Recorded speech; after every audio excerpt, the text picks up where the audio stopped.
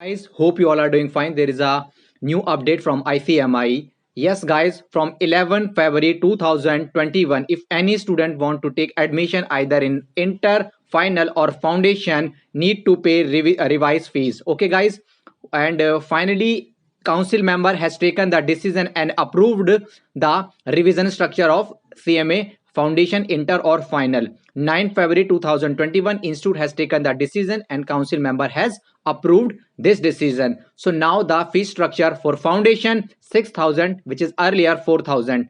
Same for inter 22,000, which is earlier 20,000. Final, guys, 25,000, which is earlier 17,000. And in this, institute also allowed the installment payment. You can also pay two installment for inter or final. For inter, as you know that 22,000 is the total fees, so 12,000 first payment installments, 10,000 second. Same for final, 15,000 first installment and 10,000 second installment. So yes, guys, now the most of the student will upset from the decision taken by the institute.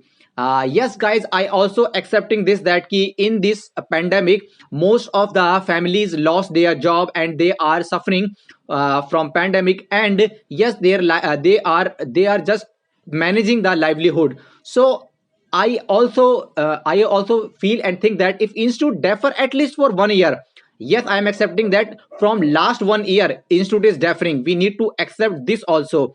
But if it is possible for institute, if it is also possible ki 1 year further they will defer, then fantastic decision taken by the institute. Or we also need to accept the institute council member is also trying to defer, but finally they have taken the decision. As you know that they are trying to serve better opportunities and better training options to those who are registering new structure. As you know that institute has providing the SAP training, e-filing return, Cambridge training and Microsoft training, which is beneficial for those. So that is why these will incur cost of institute. So guys, this is the new update from the CMA institute. So that's all about in this video. Thank you so much, guys. Bye, guys.